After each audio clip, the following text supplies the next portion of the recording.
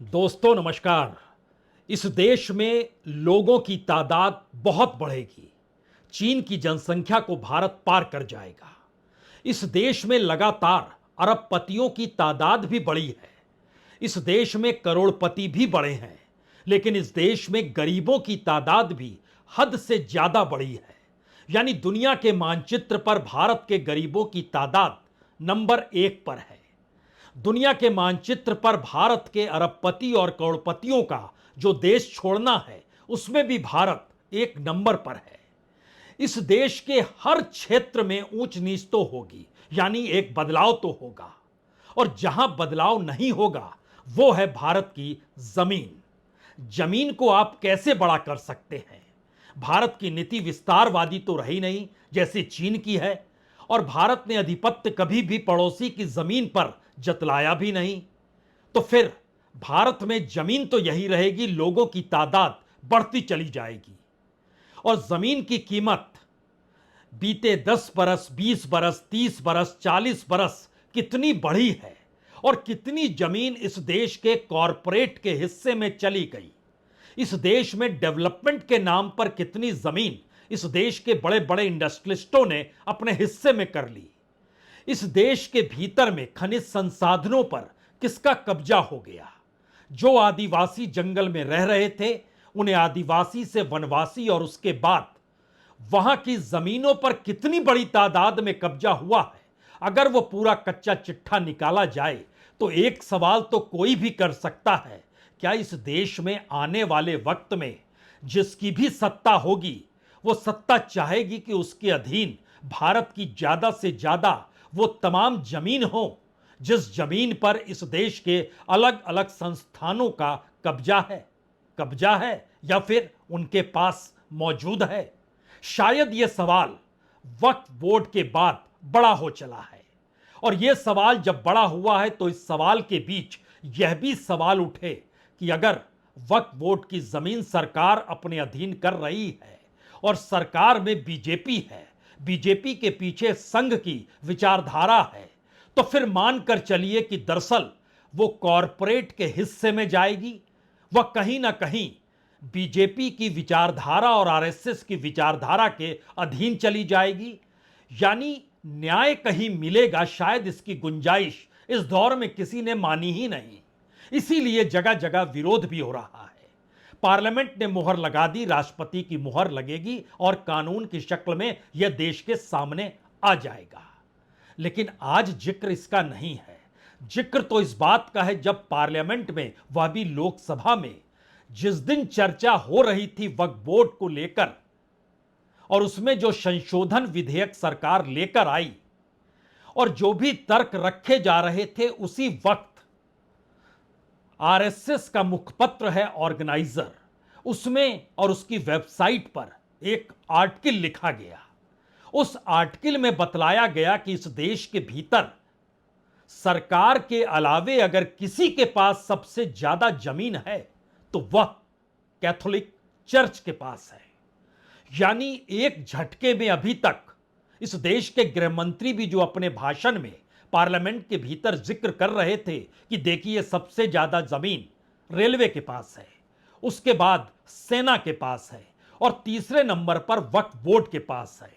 एक झटके में आरएसएस के मुखपत्र ऑर्गेनाइजर में यह छप कर निकल कर आ गया कि दरअसल ऐसा नहीं है। सबसे ज्यादा जमीन तो कैथोलिक चर्च के पास है, जो कि वक्फ बोर्ड की तुलना में भी कहीं ज्यादा है। सरकारी आंकड़े जो पार्लियामेंट में रखे गए उसमें बतलाया गया, रेलवे के पास 33 लाख एकड़ जमीन, सेना के पास 17 लाख एकड़ जमीन, वक्फ बोर्ड के पास 9,40,000 एकड़ जमीन। लेकिन ऑर्गेनाइजर ने एक नजर चर्च की दिशा में कर दी और उसके बाद कच्चा चिट्ठा सामने यह कहकर रखा कि दरअसल कैथोलिक चर्च के पास 17 करोड़ 29 लाख एकड़ जमीन इस देश के भीतर है। यानी जो सवाल फुसफुसाहट में था कि वक्फ बोर्ड के बाद चर्च भी दायरे में आएंगे, और जो संशोधन बिल को लेकर चर्चा हो रही थी और कांग्रेस के गोगोई जब भाषण दे रहे थे तो यह सवाल पूछा गया था कि पीएससी की बैठक में तो यह बिल नहीं था, यह बिल आया कहां से? तो शोर मचा नागपुर से। और ऑर्गेनाइजर ने यह कहा कि दरअसल इस देश में कैथोलिक चर्च के पास 17 करोड़ 29 लाख एकड़ जमीन है, यानी 7 करोड़ हेक्टेयर जमीन है।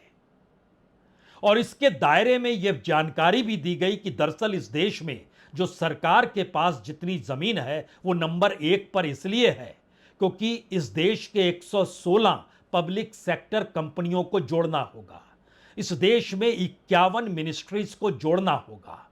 और गवर्नमेंट का जो लैंड इंफॉर्मेशन वेबसाइट है उसने बताया कि फरवरी 2021 तक 15,531 स्क्वायर किलोमीटर सरकार के पास जमीन है। आरएसएस एक कदम आगे बढ़ी, ऑर्गेनाइजर में छपे लेख में एक कदम आगे बढ़ाया गया और बताया गया कि इस देश में जो मिशनरीज के तहत जो चर्च चल रहे हैं, जो स्कूल चल रहे हैं, जो कॉलेज चल रहे हैं, जो अस्पताल चल रहे हैं, उनकी कुल कीमत 20,000 करोड़ के पार है और यह तकरीबन 17 करोड़ 29 लाख एकड़ जमीन है। और इस सिलसिले के साथ इस बात का भी जिक्र किया गया कि दरअसल 1927 में ब्रिटिश एडमिनिस्ट्रेटिव ने यह पास किया था एक इंडियन चर्च एक्ट, जिसमें फैसिलिटिंग था कि लार्ज स्केल जो लैंड ग्रैब किया जा रहा था चर्च के जरिए उसको मान्यता दे दी गई। हालांकि फिर 1965 में भारत सरकार ने एक सर्कुलर जारी किया और उस जारी सर्कुलर में कहा गया कि ब्रिटिश सरकार द्वारा लीज पर दी गई कोई भी जमीन अब चर्च की संपत्ति नहीं मानी जाएगी। और इस लेख में यह इंगित कर दिया गया, यह निर्देश तो दिया गया, लेकिन इसका क्रियान्वयन यानी लागू ढीले ढाले तरीके से हुआ, नहीं के बराबर हुआ और चर्च के स्वामित्व वाली जमीनों की वैधता का मामला अभी तक अनसुलझा है। यह पहला संकेत है वक्फ बोर्ड के बाद चर्च की जमीन और कैथोलिक चर्च को दायरे में लेने को लेकर। यह सवाल उठा तो शोर मचा तो विपक्ष के नेता राहुल गांधी ने भी इस पर कहा, देखिए हमने कहा था बोर्ड यानी वक्फ बोर्ड तक मामला नहीं रुकेगा। शोर मचता चला गया कि दरअसल आरएसएस की निगाहें अब चर्च की दिशा में इसलिए है क्योंकि उसकी अपनी लड़ाई तो आदिवासी बहुल इलाकों में जमीन पर कब्जा करने को लेकर रही है और धर्मांतरण को लेकर रही है। यह चुनौती आपस में आरएसएस और चर्च टकराते रहे हैं, लेकिन इन परिस्थिति में एक झटके में वक्फ बोर्ड की जमीन को लेकर जो सवाल पार्लियामेंट के भीतर उठा और देश के भीतर एक हलचल सी मच गई, संघ भी उससे कौंध गया। संघ को समझ में आने लगा कि दरअसल उसकी लड़ाई अपने तौर पर चर्च से रही है। यह एक झटके में अगर वक्फ बोर्ड निकल कर सामने आ गया जो राजनीतिक तौर पर वोटों का ध्रुवीकरण तो कर सकता है, क्योंकि राजनीतिक तौर पर वोटों का ध्रुवीकरण बीजेपी के साथ सटे राजनीतिक दलों में बाखूबी देखा जा रहा है। अपने अपने तरीके से चंद्रबाबू नायडू हो या नीतीश कुमार हो या चिराग पासवान हो या फिर आरएलडी के नेता जयंत चौधरी ही क्यों ना, सबको उनके साथ सटे हुए जो भी मुस्लिम समाज से जुड़ा तबका है अपने दायरे में लेने में लग गया। और स्थिति इतनी विकट आ गई कि आरएसएस की पूरी सोच को इनके ऊपर लाद कर यह बताने की कोशिश की गई कि दरअसल आप भी उसी विचारधारा में समाहित हो गए हैं। इसीलिए एक तस्वीर नीतीश कुमार की निकल कर आई जिसको आरजेडी ने खुले तौर पर इस रूप में रखा जैसे संघ के स्वयंसेवक के तौर पर नीतीश कुमार हो गए हैं।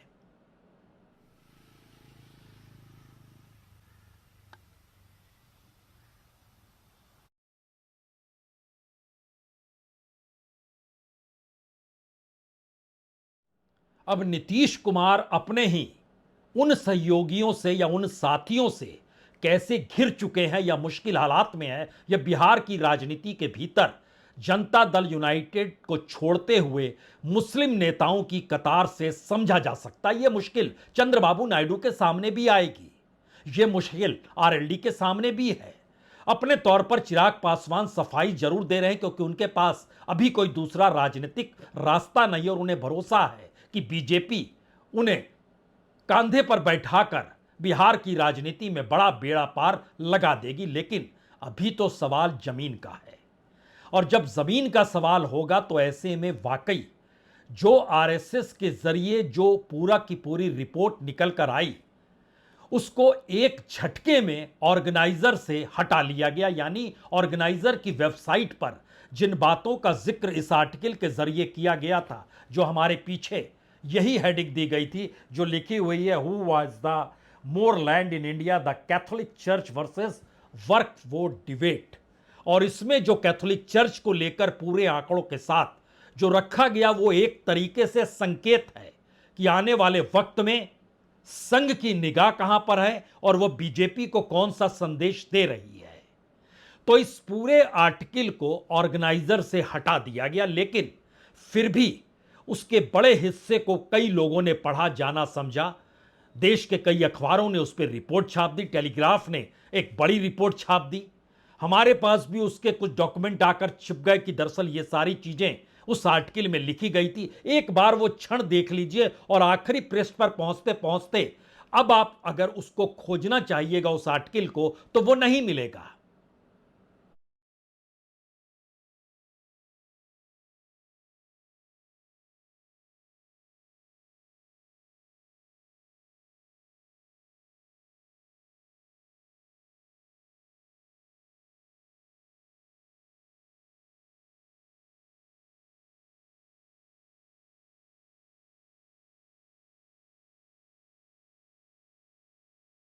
तो क्या यह संकेत है कि इस देश में जो भी सत्ता में होगा वह इस देश के उस कानून को अपने अनुकूल कर लेगा जहां पर जमीनों पर कब्जा किया जा सके? क्योंकि भारत की जमीन तो उतनी ही रहेगी, लोग चाहे जितनी बड़ी तादाद में बढ़ते चले जाएं।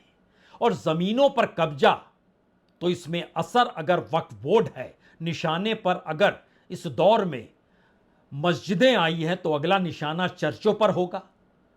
और इस देश के भीतर में तो आदिवासी शुरू से निशाने पर रहा है और उनकी जमीनों पर पैसे कॉरपोरेट ने कब्जा किया और सत्ता कॉरपोरेट के साथ कैसे खड़ी हो गई, यह किसी से छुपा हुआ नहीं है। अगर इस दौर में यानी बीते 11 वर्षों की परिस्थितियों को ही समझें तो इस देश में आदिवासी जिन जंगलों में रहते या जंगलों में जो खनिज संसाधन है उस पर कब्जा करने के लिए अलग अलग कानून भी लेकर सरकार आई, कब्जा उसके जरिए भी हुआ। और इस देश में विकास के नाम पर, कंजर्वेशन के नाम पर जितने भी टाइगर रिजर्व बने हैं, अगर आप उसको भी परखिएगा तो उन जगहों पर जो लग्जरी रिसॉर्ट्स चलते हैं, जो टूरिज्म प्रोजेक्ट्स प्राइवेट सेक्टर के जरिए चलाए जा रहे हैं, उसमें आप लक्षद्वीप भी ले सकते हैं, उसमें आप उड़ीसा के इलाके भी ले सकते हैं, उसमें मध्य प्रदेश भी ले सकते हैं, उसमें झारखंड भी ले सकते हैं।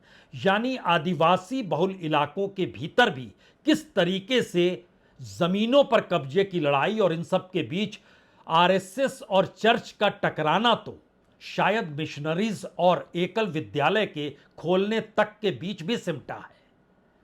अलग अलग जगहों पर संघ के चलते हुए एकल विद्यालय हो और दूसरी तरफ मिशनरीज हो, किसका कब्जा रहेगा यह लड़ाई थी। अब वो दूसरी शक्ल में, अब राजनीतिक तौर पर और कानून की शक्ल को देते हुए क्या पार्लियामेंट से संघ ये गुहार कर रहा है कि आपको अगला कदम कहां, कैसे, किस रूप में बढ़ाना है। क्योंकि इस देश के भीतर में माइनिंग कॉरपोरेशन या कहें अलग अलग कॉरपोरेट को दिए गए हिस्सों की जमीन का डाटा अगर देखिएगा तो माइनिंग के हिस्से में लगभग 20-21% जमीन गई है जो ट्राइबल के इलाकों में आती थी। डेवलपमेंट और वेलफेयर के नाम पर लगभग 23.7% जमीन गई। रोड और रेलवे के लिए 20% जमीन गई। इरिगेशन के लिए 23% जमीन गई। इंडस्ट्रीज के लिए 2% जमीन गई।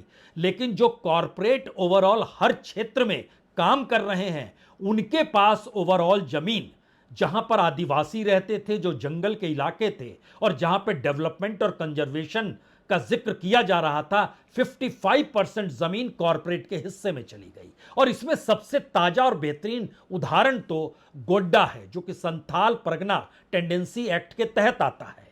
संथाल परगना के भीतर टेंडेंसी एक्ट यह कहता है कि जो भी जमीन आप लेंगे, अगर उसको बदलते हैं तो ये वहां के लोगों की भलाई के लिए होना चाहिए, यानी कोई कामकाज उनके अनुकूल हो तब आप उस जमीन को लीजिए। लेकिन गोड्डा में अडानीज का पावर प्लांट इसलिए लगाया गया कि बांग्लादेश को वह बिजली बेची जा सके, और अभी भी वहां पर दो अलग अलग कोयला खदानें जो अडानीज के हिस्से में आई है, या फिर इस पूरे दौर में अगर आप ध्यान दीजिए तो पूरा कोयला घोटाला जो कांग्रेस के दौर में हुआ, जो परसेप्शन के तौर पर सीएजी ने अपनी रिपोर्ट में 1,76,000 करोड़ के रेवेन्यू का घाटा भी बतला दिया, उसके बाद की परिस्थिति देखिएगा, वह तो एक परसेप्शन के लेवल पे था।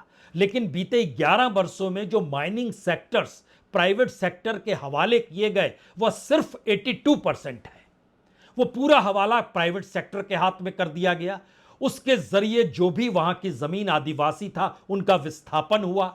ये कमोवेश मध्य प्रदेश में देखिए, छत्तीसगढ़ में देखिए, झारखंड में देखिए, कुछ हिस्सा पश्चिम बंगाल का आता है वहां देखिए, ये तमाम जगहों पर ऐसी स्थिति आपको उड़ीसा में देखिए, कुछ हिस्सा राजस्थान का है वहां पर देखिए। ये तमाम जगहों पर कॉरपोरेट ने किस रूप में सत्ता से मिलकर जमीन पर कब्जा किया, सब कुछ साफ है। और जिस गोड्डा का हम जिक्र कर रहे हैं जहां टेंडेंसी एक्ट बदला गया, यह मामला तो वहां विधानसभा में उठा, उस पर जांच की कार्रवाई करने की दिशा में सरकार मान भी गई। लेकिन बीते दिनों आपने तस्वीर देखी होगी, राज्य के मुख्यमंत्री हेमंत सोरेन के साथ गौतम अडानी बैठे हुए हैं। मुलाकात बरसों बरस से नहीं बल्कि चंद महीनों के बाद, चुनाव के बाद से लगातार होने की डेट रखी जा रही थी। लेकिन इस दौर में कांग्रेस का विरोध था अडानी को लेकर। लेकिन तस्वीर के साथ साथ विधानसभा के भीतर उस खास क्षेत्र से आने वाले विधायक की उस आवाज को भी सुनिए, जो कह रहे हैं आपने सिर्फ पूरी जमीन दे डाली अडानी को लाभ देने के लिए, और इस पूरी की पूरी संथार प्रगना टेंडेंसी एक्ट यानी पूरी ट्राइबल एक्ट के तहत चीजें आती हैं।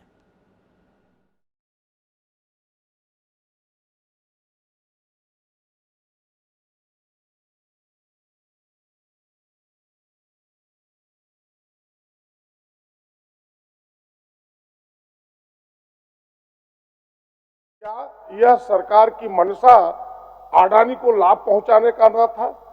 क्या पूर्ववर्ती सरकार ने रैयतों के हितों की अनदेखी करके उन्हें घाटा देने का प्रयास नहीं किया? पहला प्रश्न ये है। एसपीटी एक्ट लैंड एक्विजिशन कर सकते हैं आप, लेकिन उसमें स्पष्ट है एसपीटी एक्ट के अगर धारा 53 को आप पढ़ें, किस शर्त पर कर सकते हैं कि सफिशिएंट पर्पस होना चाहिए। क्या है sufficient purpose? Having relation to the good of the holding village और स्टेट, यानी पब्लिक पर्पस के लिए होना चाहिए। यह योजना पब्लिक पर्पस के लिए था नहीं। यह अडानी केवल अपने जेब भरने के लिए, पूरी बिजली विदेश भेजने के लिए, यहां एसपीटी एक्ट का खुल्लम खुल्ला उल्लंघन हुआ।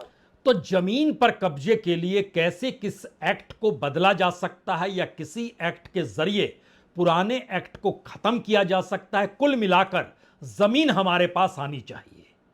तो क्या इस देश के भीतर एक बड़ी लड़ाई जमीन को लेकर राजनीतिक तौर पर इसलिए आगे बढ़ चुकी है, जहां पर यह लगने लग जाए कि चुनाव जीतना वह तो जीत ही जाएंगे, चुनाव आयोग हमारे साथ है ही।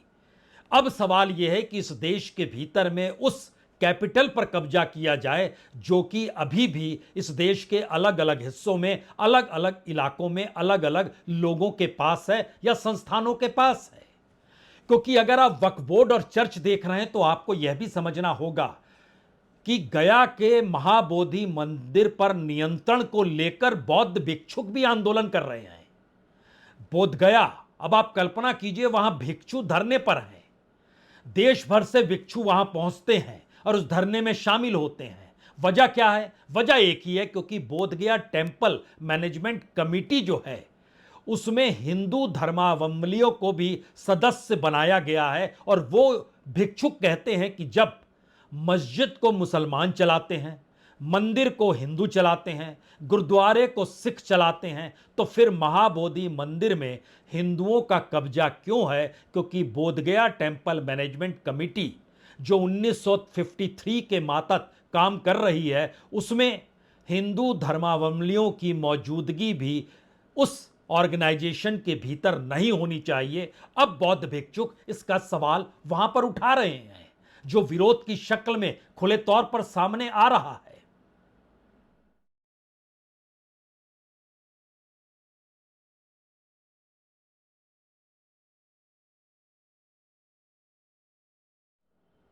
तो यहां बौद्ध भिक्षुक का भी मामला है।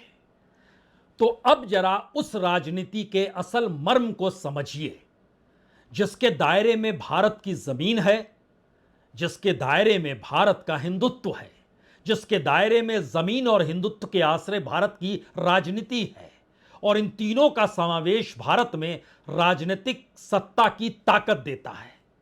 इस अनूठी परिस्थितियों के बीच जो बड़े सवाल हैं इस देश के, वो गायब हो गए, या फिर सामाजिक और सांस्कृतिक तौर पर इस देश में हर तबका टकराते हुए दिखाई दे, जिससे इस देश के असल मुद्दों से आंख मूंदा जा सके, या फिर यही वो असल मुद्दे हैं जिसके जरिए इस देश में आने वाले वक्त में हर चीज मोनेटाइज होनी चाहिए।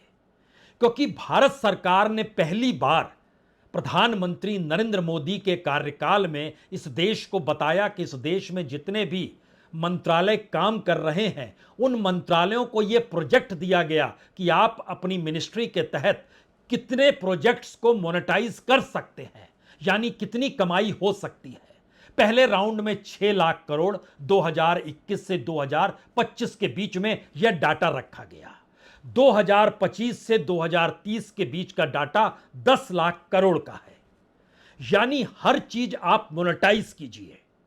और इसी के दायरे में वक्फ बोर्ड है, कैथोलिक चर्च है, बौद्ध भिक्षुक हैं, और इस पूरे प्रोसेस के भीतर में हर वो जमीन है जिस पर किसी भी संस्थान का कब्जा हो। कोऑपरेटिव्स के ऊपर भी सरकार ने अपना नियंत्रण कर लिया।